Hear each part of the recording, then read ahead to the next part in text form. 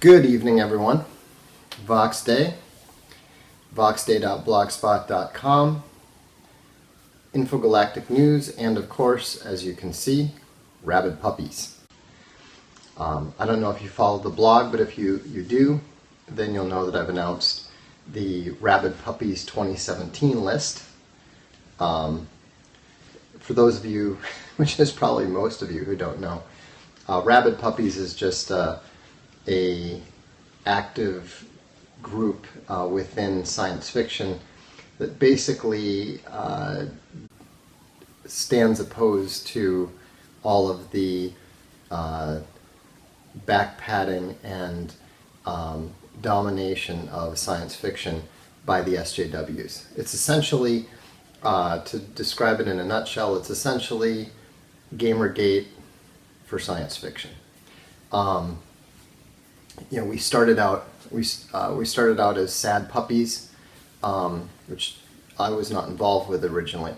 It started out as sad puppies with Larry Correa, and then gradually mutated into sad and rabid puppies.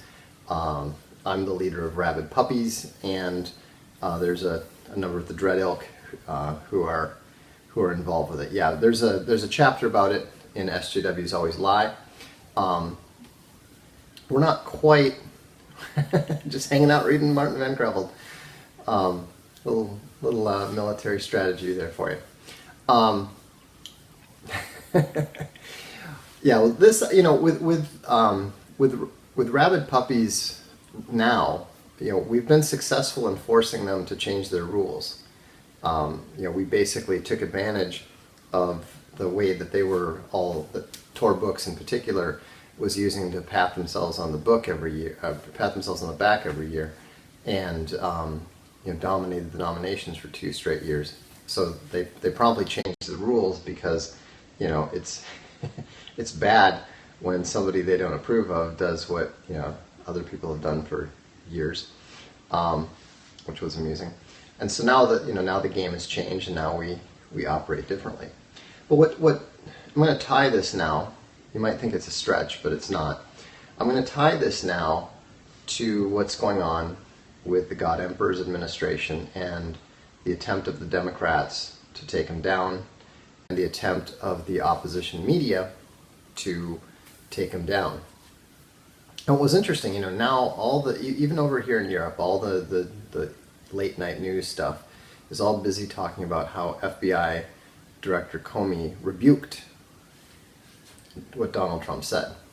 They're all saying, oh well, he's saying it's not true at all that Obama bugged Trump Tower.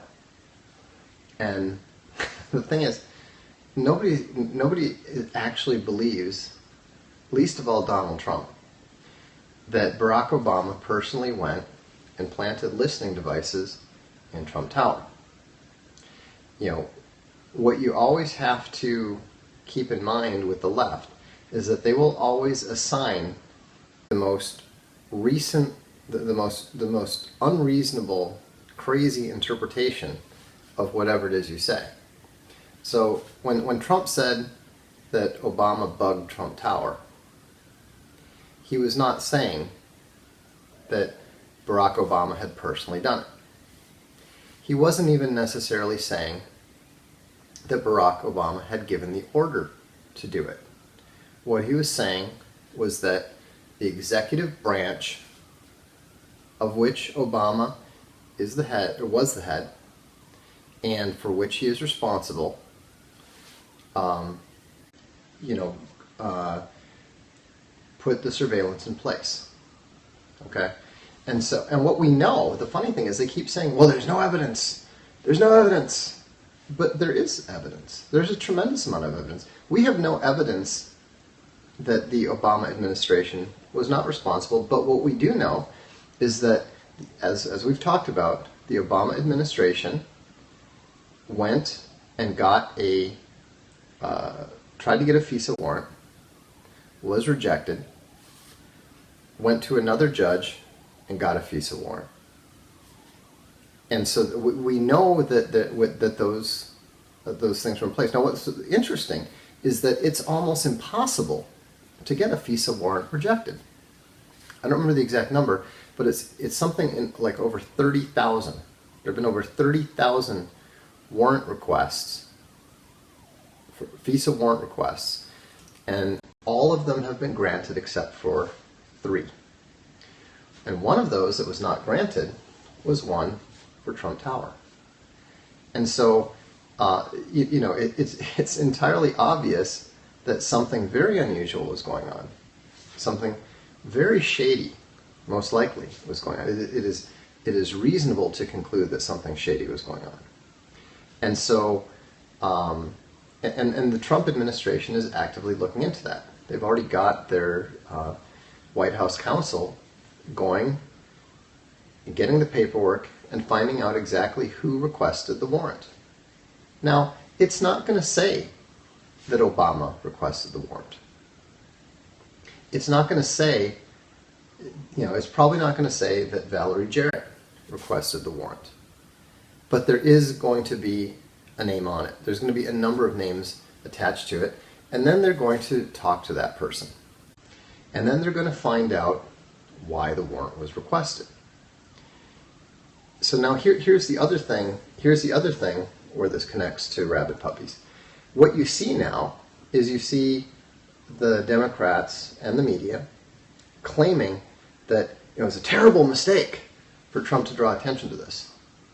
And the way that you know that they're not being honest is because they'll say, well, if he's wrong, then he's lying, and that's bad. And if he's right, that's even worse. Anytime you hear someone on the left say, that's even worse, you know that they're lying, you know that they're playing the game of, their posturing game, their false narrative game of heads I win, tails you lose. And so, so what they're trying to claim is that the reason, we're going to get rid of this troll. Always nice to see the paid Hospira come around. Bye. So what's going on? I mean, what they're trying to say is, well, if he's correct, and there really was a warrant and this sort of thing, then that means that there had to be something there.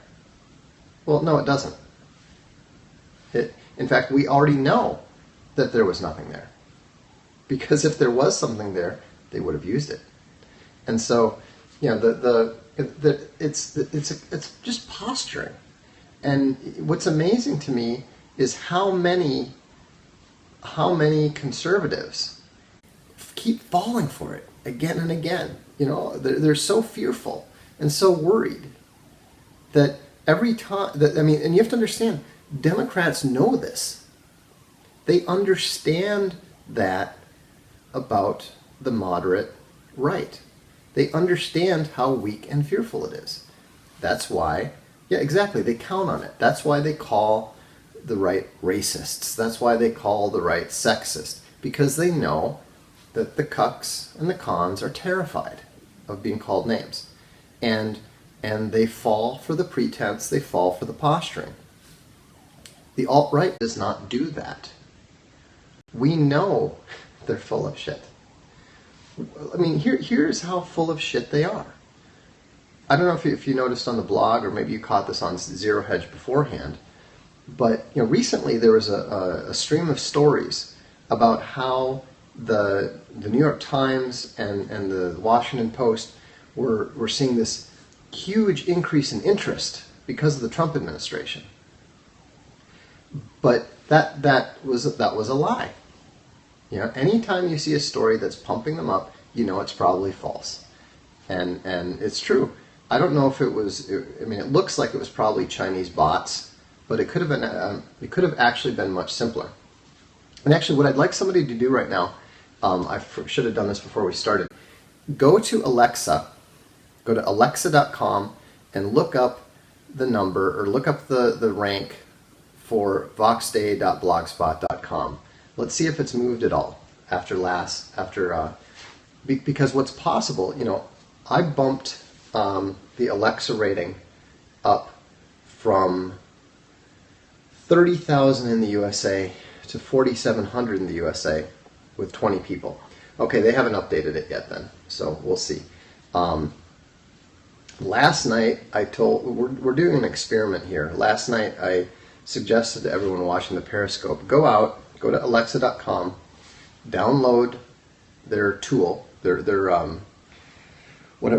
extension for Firefox or Chrome, and then go to voxdata.blogspot.com when you've got the tool running, the toolbar running. I personally suspect that they didn't need bots to do it. They could have just hired probably 1,000 Chinese people, and one group of Chinese people, because it was used to bump up not just the New York Times and the Washington Post, but also the Guardian and the BBC and possibly a few others. Yeah, the 114 is the global rank from a couple days ago, so they haven't updated it. And so what we're going to do is we're going to demonstrate how easily it's done. I'm going to give it a week for the Periscope folks to do it, and then we're going to bring the BFM in, and then we're going to bring the Dread Ilk in, so then I can see exactly, what level of effort is required to pump it up into, say, the top 1,000 or so. We'll see what we can do. But what's funny though is that they got busted by Zero Hedge, and this was reported in early February. And already, if you look at the Alexa rankings for the Guardian, for the BBC, for the New York Times, for the Washington Post, you can see that it looks like this. In fact, they're actually lower below. No, don't script anything yet. They're actually lower than they were before they went out and got the Chinese to boost up their rankings. And the reason that those rankings were boosted up was to provide some backing for the false narrative that their traffic was on the increase because of how because of the negative reaction to Trump. So this is all about trying to create the false narrative and create evidence to support the false narrative that Trump was increasingly unpopular. And so you need to learn that when they are responding, they are almost always lying. What about Comey's response? I addressed that already. Maybe you missed that. Comey's response is just more of the smokescreen. He didn't say there wasn't any wiretapping. He didn't say that there wasn't a FISA warrant requested or issued. And the interesting thing is that he involved himself. I think Comey is possibly going to have to go, because Comey would not debunk a story. He would not debunk a false story at the administration's request, and now he's gone ahead and tried to help bolster the false narrative that the Democrats and the media are holding up.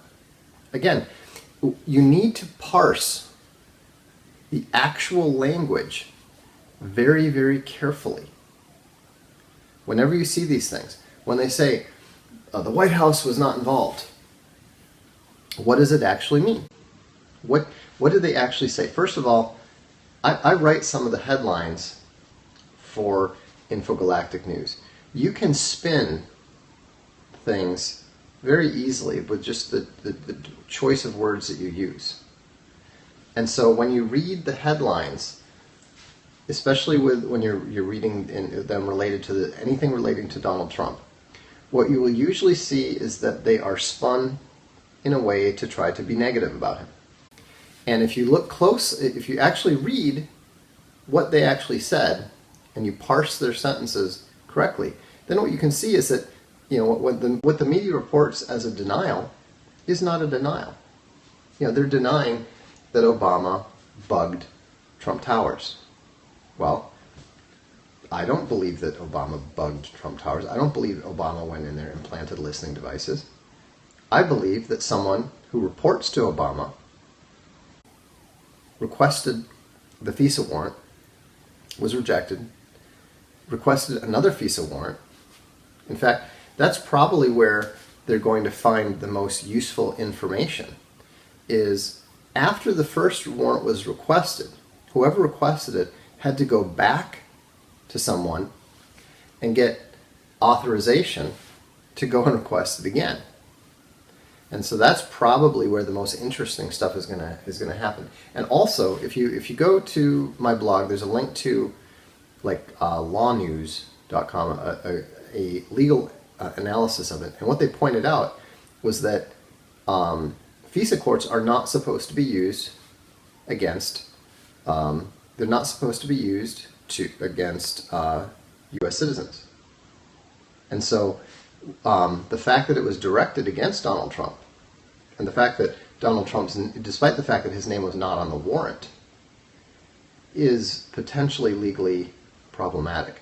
So it's quite possible, and that's one reason why the media is reacting so strongly to this. That's one reason why the Democrats are reacting so strongly to this, is because they know that someone in that inner circle is in legal jeopardy. And yes, of course there's deniability. There's always going to be deniability.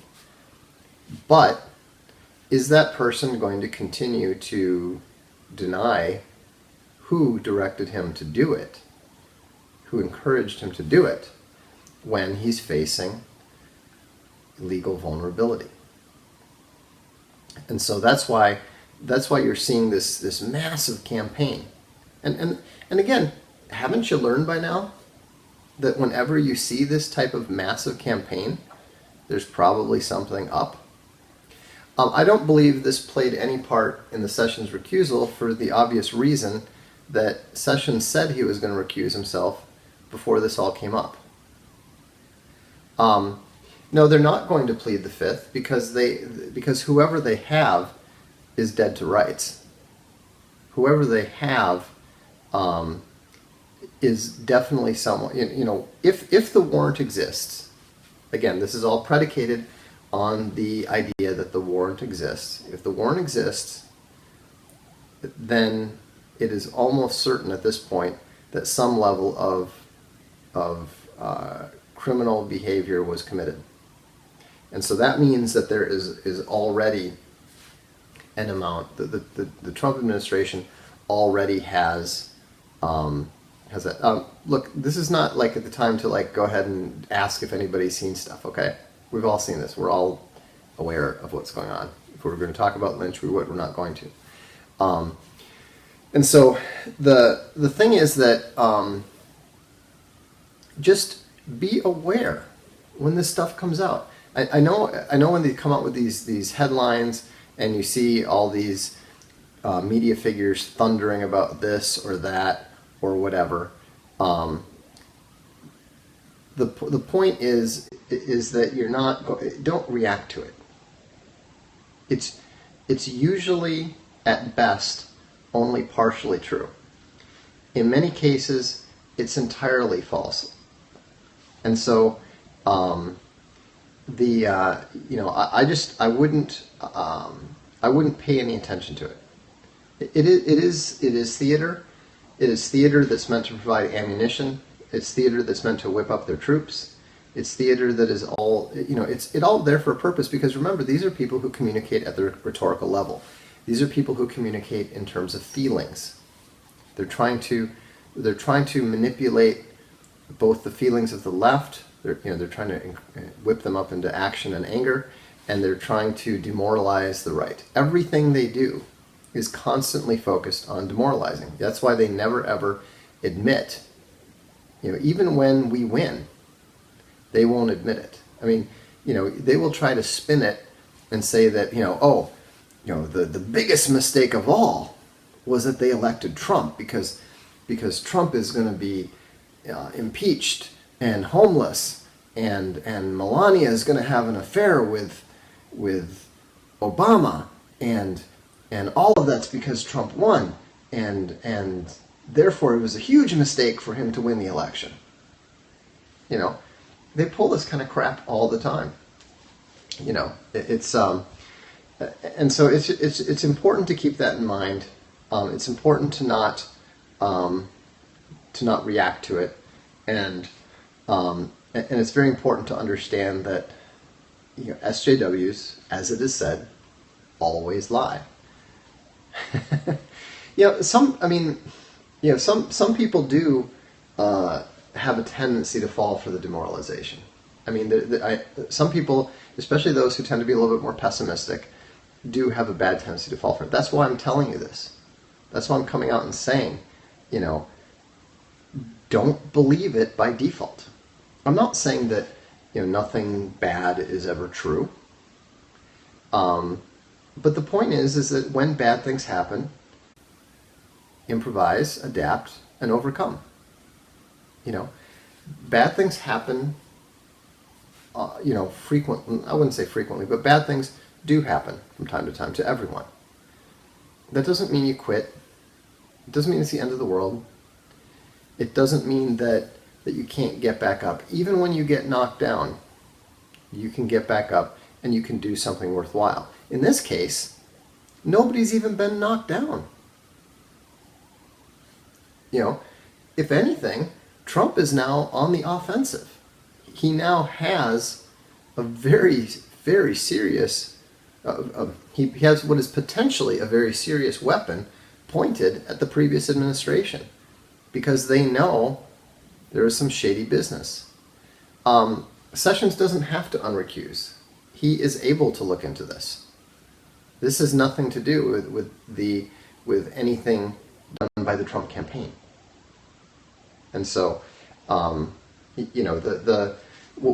the right is having a tough time adjusting to is that we finally have someone in the White House who is willing to use the power of the executive branch. We're used to either having the executive branch against us or trying to play fair. Trying to demonstrate how fair they are. And so, the right does have to learn how to fight. And the right is learning how to fight. The conservatives are becoming the alt-right. And that's what is going to happen. The trend is clear. The direction is clear. I used to be a libertarian. Admittedly, I was a libertarian of nationalist. I was a nationalist strain of libertarian, but I was still a libertarian. And I moved to the alt-right because the flaws of libertarian ideology became clear. Conservatives are moving to the alt-right. Even some cuck-servatives are moving to the alt-right. I've talked to people who are Obama voters who are gravitating towards the alt-right. Very few of them are. Yes, of course I've read Hans Hermann Hoppe. Don't bring that stuff up. If you've heard of it, I've heard of it. Okay, I mean, let's be real. The thing is that even the left, the white left, is beginning to understand that the trends are against it, that they cannot play their old ideological games in an identity politics world. Okay, now that doesn't mean that we trust them. That doesn't mean that we put them in charge. But it does mean that we accept them coming on board as long as they learn to follow the lead of the people who have a better understanding than they do, the Bannons of the world. And so, I think that this is an exciting time. I think this is a wonderfully exciting time, because if they were winning, you wouldn't be seeing this stuff. Okay? When they're winning, they're not screaming. They're not out there shrieking and protesting and pulling all this kind of crap. They're doing that because the right is advancing. They're doing that. I mean, think about it. Who on the left, let's go back to Rabid Puppies now. Who on the left gave a damn about the Hugo Awards back when they were just handing them out to Tor and whoever wanted one? They used to, the awards then used to have so few votes that you could get nominated with 40 votes. You could get a novel nominated, I think, with 48 votes. You can't get a novel nominated now with 500. Why? Because we moved in and they suddenly freaked out and had to throw their weight into it just to keep us from completely dominating everything. And that's what we're seeing here. They actually had to change, and in fact they failed so badly. It was kind of funny. The first time they said, oh, well, they caught us off guard. We took like 59 nominations out of the 80. And then, we're going to stop this. We're going to stop this. And so they threw their full weight into it, and we took 74 or 75. A couple were disqualified, but we took even more the second time. Okay, so then what did they have to do? They had to change the rules, of course. Now, we knew that was going to happen. That was part of the strategy. We knew that they were never going to accept us just dominating it year after year the way that the publishers they like had. So we knew they would change the rules. And they did. But what they don't understand is that by virtue of changing the rules, they have devalued their award, and it's going to fade away. Already we're seeing people just saying that they don't want it. They don't want to be involved in it, and that is, that's going to continue. Now we don't need to dominate it in order to destroy it. We just need to keep the pressure on. And so, the Hugos may be around indefinitely. There's no reason for them to not. I don't see any reason why they can't stick around. It's just that they're going to become irrelevant. And that's the long-term objective. And so, if we understood from the beginning. I mean, you can't. How can you? Well, there already is a new award called the Dragon Award, associated with Dragon Con, and that will. I mean, I'm not interested in giving out awards. I don't care about awards. I never have. That was what was always kind of funny about the whole thing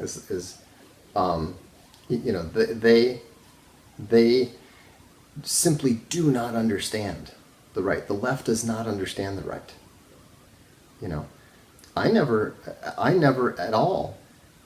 I didn't care about the awards then. I don't care about them now. But what offended me was the idea that these inferior mediocrities giving themselves awards were then running around claiming to be better than much better writers, and claiming that these mediocre books were the best of science fiction and fantasy, when it was just quite clearly not the case if you'd ever read them. It was complete and utter bullshit. If they had been content with just giving themselves awards and that sort of thing, neither Larry Correa nor I would have paid any attention to it. We'd never cared. But when they come in and they start saying, well, you guys suck. What do you mean we suck? We sell lots of books. What are you talking about? Well, you don't have any awards. These guys are much better than you. Look, they have all these awards. So, you look into it and you're kind of like, what the fuck? Anyone can. This is just a petty popularity contest. Okay, fine. Well, you want to play popularity contest? We'll show up with our fans, and boom. And so, there's, and the thing is, the original goal of Larry Correa was to demonstrate that it was a popularity contest. I mean, he proved it conclusively. And so, we've now proven to the world that it's not only a popularity contest, but one that is very tightly controlled by a small and irrelevant group of very unhealthy, very overweight, very old people. And so, it's literally, it's literally controlled by about 150 people total. And these are the people who claim that they can tell you what is the best, what is the best literature out there. I mean, these people, I wouldn't trust these people to be able to tell me anything except for, where to get the best cheap pizza. That they'd probably know. But yeah, it's totally ridiculous. But they're left. They're leftists. The men are gamma males. The women are cat ladies. They're very unhappy people, and so of course, they need to try to validate themselves somehow by, not only concocting this false narrative, but trying to force it on everyone else. I knew it was complete bullshit back in 2000 when I was a member of the Science Fiction Writers Association, and they gave the Best Novel Award to the woman who was the president, or who was the vice president and had been elected the president, and it was book 7 in the cheesiest space romance novel you can imagine. Books 5 or 7, I can't remember.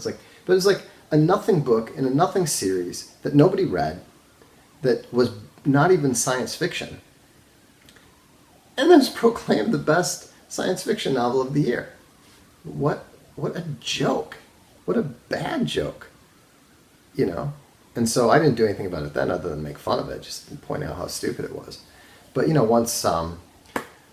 once Larry Correa got involved, and then I subsequently got involved, and that's what happened. So, but yeah, actually, if you like this shirt, some people have been saying they like the Rabid Puppy shirt. It's very metal.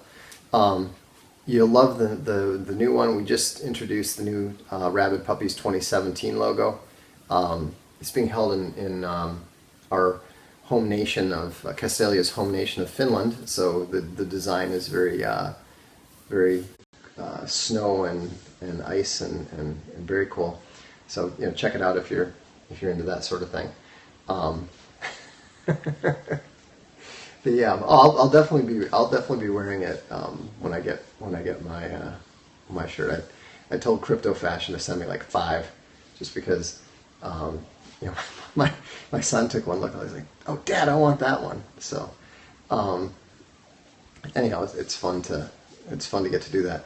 Oh, by the way, speaking of t-shirts, we're gonna have some Dread Ilk, some Vile Faceless Minion, and some Supreme Dark Lord shirts coming soon. Probably Evil Legion of Evil as well. So obviously the VFM are not going to be available to the general public, but the other ones are, and so it's going to be fun to see them. I haven't seen any of the designs yet, so I haven't, but the designer who did the Rabid Puppy stuff is working on it. So I have no doubt that it's going to be very cool, slightly outrageous, and and extremely triggering to any SJW that you encounter. So anyhow, that's all I've got for tonight. But to those of you who are feeling demoralized, don't be. To those of you who are feeling pessimistic, don't be. It always. Think about how many times Trump's been counted out. This is not even in the top 20. So, he's not only going to bounce back, he's going to use this to his benefit, and he's going to use it, I suspect, to take a few scalps. So, have a good evening. We've got some pretty fun announcements coming this week. Definitely more winning ahead. I'm not tired of it. I hope you're still not tired of it, and we'll talk to you soon.